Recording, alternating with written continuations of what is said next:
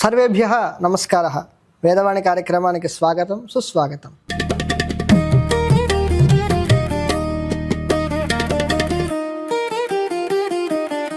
ఈరోజు ఈ వీడియోలో మనం నేర్చుకోబోయేటువంటి తర్వాత అంశం ఏంటంటే స్త్రీలింగాల్లో ఈకారాంత శబ్దం మనం చూస్తున్నాం. శబ్దాల్లో పుల్లింగాలు అయ్యే, స్త్రీలింగాల్లో ఆకారాంతమైంది. ఇప్పుడు ఈకారాంత శబ్దాన్ని చూస్తాం. ఈకారాంతానికి ఉదాహరణగా మనం చూసేటువంటి శబ్దం వచ్చేసి గౌరీ శబ్దం. గౌరీ శబ్దాన్ని చూద్దాం. గౌరీ, గౌర్యౌ, గౌర్యః, గౌరీం, గౌర్యౌ, గౌరీః, గౌర్యా, గౌరీభ్యాం, గౌరీభిః, గౌర్యై, గౌరీభ్యాం, గౌరీభ్యః, గౌర్యాః, గౌరీభ్యాం, గౌరీభ్యః, గౌర్యాః, గౌర్యోః, గౌరీణాం, గౌర్యాం, గౌర్యోః, గౌరీషు. అమ్మో, చాలా కొత్తగా ఉందండి, కష్టంగా ఉంది అనుకుంటారేమో. కాదు సుమి, ఈ గౌరీ, ఈ గౌరీము ప్లస్ ఈ పార్ట్ మొత్తం కూడాను సీతాశబ్దంలాగే ఉంటుంది. మొత్తం సీతాశబ్దమే. చెబుతున్నాను చూడండి. ఇది ఈకారాంత శబ్దం కదా, గౌరీ. అది ఆకారాంతం కాబట్టి సీత. ఓకే. తర్వాత సీతాం, ఇది ఈకారాంతం కాబట్టి ఈం, గౌరీం. తర్వాత గౌర్యా, ఇక్కడి నుంచి చూడండి. సీతయా, గౌర్యా, సీతాభ్యాం, గౌరీభ్యాం, సీతాభిః, గౌరీభిః, సీతాయై, గౌర్యై, సీతాభ్యాం, గౌరీభ్యాం, సీతాభ్యః, గౌరీభ్యః, సీతాయాః, గౌర్యాః, సీతాభ్యాం, గౌరీభ్యాం, సీతాభ్యః, గౌరీభ్యః, సీతాయాః, గౌర్యాః, సీతయోః, గౌర్యోః, సీతానాం, గౌరీణాం, సీతాయాం, గౌర్యాం, సీతయోః, గౌర్యోః, సీతాసు, గౌరీషు. అక్కడ సు, ఇక్కడ షు, ఇంతే తేడా. ఇది ఇలా మొత్తము సమానం సీతతో పోల్చుకుంటే. మీరు నేర్చుకోవాల్సింది గౌరియౌ, గౌర్యః, గౌరీః.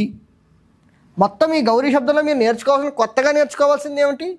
గౌర్యౌ, గౌర్యః, గౌరీః. ఇక్కడ గౌర్యఃకిని ఈ గౌర్యఃకి తేడా దీర్ఘము.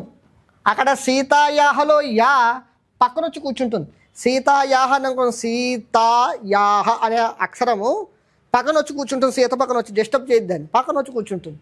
కానీ ఈ కాలంలో శబ్దం పక్కన వచ్చి కూర్చోదు, ఒత్తి కింద మారిపోతుంది. అది గౌరీయాహ రాదు, గౌర్యాహ, గౌర్యాహ ఒత్తి కింద వచ్చి మారిపోయింది.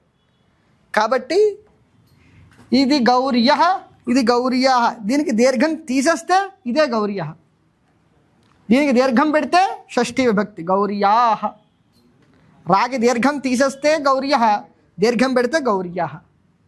కాబట్టి ఈ గౌరీ శబ్దంలో మీరు నేర్చుకోవాల్సింది ఏమిటి? గౌర్యౌ, గౌర్యః, గౌరీః. ఇవి మాత్రమే మీరు నేర్చుకోవాలి. కొత్తగా నేర్చుకోవడానికి ఏం లేదు.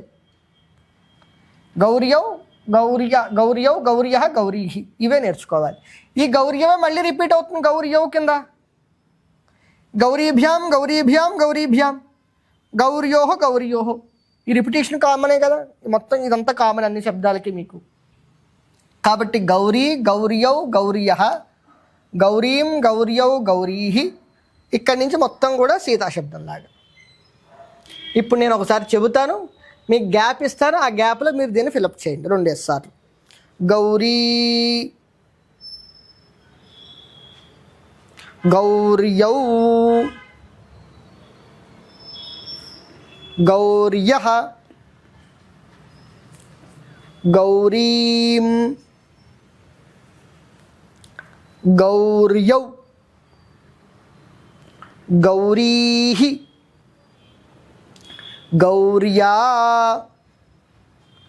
గౌరీభ్యాం, గౌరీభిః, గౌర్యై,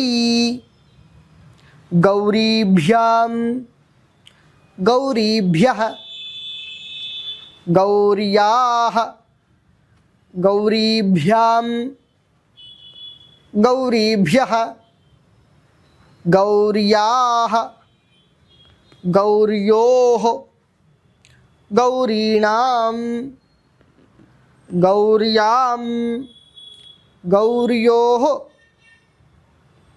గౌరీషు. ఇది ఈకారాంత స్త్రీలింగము. ఈ ఈకారాంత స్త్రీలింగానికి ఉదాహరణగా మనం ఏం తీసుకోవచ్చు? భగిని అంటే చెల్లెలు, కానీ అక్కగానే అవ్వచ్చు. భగిని, లక్ష్మి, పార్వతి, సరస్వతి